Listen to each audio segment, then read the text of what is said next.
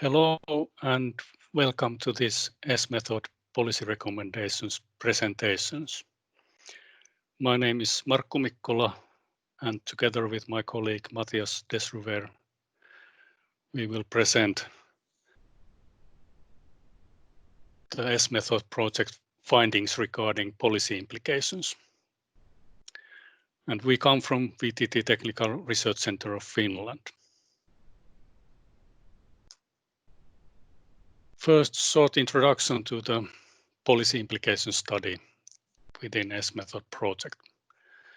So the research material for our study is mainly gathered from the actual development work done in the project concerning the segmentation methodology for innovating SMEs and all the related analysis there. Then we had a specific interview or discussion round with selected innovation policy actors in all the SMEthod partner countries, that is Poland, UK, Spain, and Finland. And from these countries, we discuss with ministry level, national level, and regional level actors. And also, we studied some relevant and recent publications and studies that we could ground our findings on.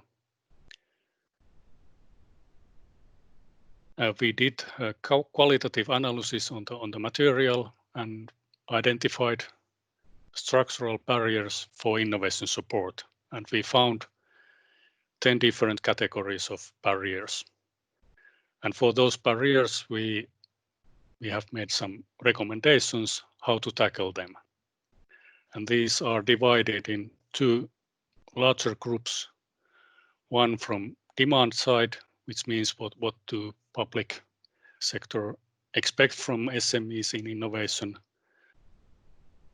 And then supply side, which means what public support, how public support can better support SMEs in their innovation activities.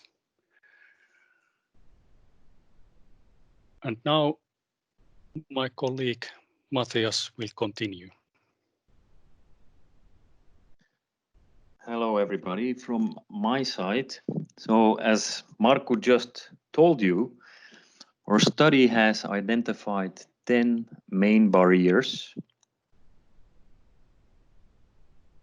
in the 4 countries we analyzed. So at the one hand, the people we talked to and our studies in the SMEthod project have actually pointed out that there are certain barriers that innovation support agencies and their policymakers are facing on the demand side of public innovation support. So basically on the SME side. And there are certain barriers on the supply side. Most importantly were the ones we identified on the demand side, because they are the most challenging ones and the most long-term oriented ones. And they relate basically to capabilities and skills. This is very important because the kind of companies you can create and the kind of growth they can create is constrained by the inputs you have available, in this sense, human resources. So we have that there is a lack of ambition, that is a clear barrier to SME development and SME support, or that should be taken into account. There is also a lack of diverse teams, and there are, and this is directly related to the first barriers, there are rising disparities in innovation. Certain regions have not enough access to ambitious teams and diverse teams, and this, of course, let them grow less fast. So this rising disparities in innovation is an important barrier we identified, and it is getting more attention. On the supply side of public innovation support, we have had for a long time gaps in support, and it is important to map these gaps and then to try to cover them. We have had for a long time, and this is not getting better, a complex system of innovation support. It is very easy or relatively easy to introduce new instruments. It is more challenging, especially politically, to drive down certain instruments that would not be appropriate anymore as they used to be.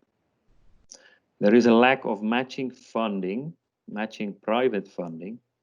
It is important to keep the balance in the risk between public and private sector, and not in all cases, full grants are actually appropriate. On the other hand, in some cases, they are very appropriate, but it's important to find a balance between private and public funding, and also to have good arguments why full grants would be needed. Very important is the lack of stability in policy. This is especially so because private firms only invest in stable environments, or typically postpone their investment if the stability is not high enough. A lack of resources for policy implementation is an interesting finding, because very often new instruments are launched, but budgeting or attention for implementation is not high enough. Now, when it comes to supporting grant challenges, this is of course also there are some barriers in that sense, because while this has been introduced, most of the players are not ready yet for that, or have not changed their way of working yet. And then we started with the skills on the SME side, and we end with the skill on the support institution side. It is clear that environment is changing fast, and that certain players are lagging behind, if not all. So it's important to reserve budget and attention to that. Now, when we did this study, or we collected all the material, all at the end we did the interviews. COVID-19 did not start yet. We did interviews in the last quarter of 2019. Now we reinterpreted all the barriers in the context of COVID-19, and we actually see that all these barriers are still very, very relevant. I mean, this is not a surprise, as they are structural barriers. They have been around for a long time. And if nothing is done about them, they will still be around for a long time. Now we think, and we have done some additional work on that, or plan to do work on that, we think that these barriers are actually offering an interesting and value-adding structure to how to think about COVID-19 in terms of innovation support. And we think that COVID-19 is a perfect opportunity, thinking about the upside of things, to restructure and to kind of get rid of certain of those barriers. Now, if I move to the next slide, we can say something about the recommendation on trying to lift those barriers. So in terms of ambition and the lack of it, as everything starts at firms from individuals and teams, we think that policy has to find ways to foster the motivation and attitude and to boost the ambition in SME teams. This is, of course, most challenging, and it relates to education from very young age. It relates to culture, but nevertheless, it is a very important challenge to tackle. So the next question then, of course, is how to foster motivation and attitude and how to boost ambition. This is not the focus anymore of this policy brief, but more work is needed there, definitely. So the second barrier and then the recommendation we have to overcome it is to forge new SME teams to correct for the lack of diversity and talent. Bringing pools of people together and encouraging them to work together over borders, substance borders, cultural borders, sectoral borders, any borders you can think of is very important. And we know that indeed innovation benefits from combining people that usually don't work together or typically don't work together. And then in terms of overcoming or minimizing inequalities, one should focus both on innovation leaders and as to limit the disparities inherent to innovation. And of course, one should encourage firms that have never innovated to enter the innovation arena and to try to renew themselves. In the next slide, here are listed the recommendations in terms of overcoming the barriers at the supply side of innovation support. Most importantly is definitely to ensure, and especially in the current environment, to ensure the stability of policy and instruments. It is in nobody's benefit if short-term actions lead to and in a further drop of investments in R&D and innovation. So this is definitely one of the key cornerstones for innovation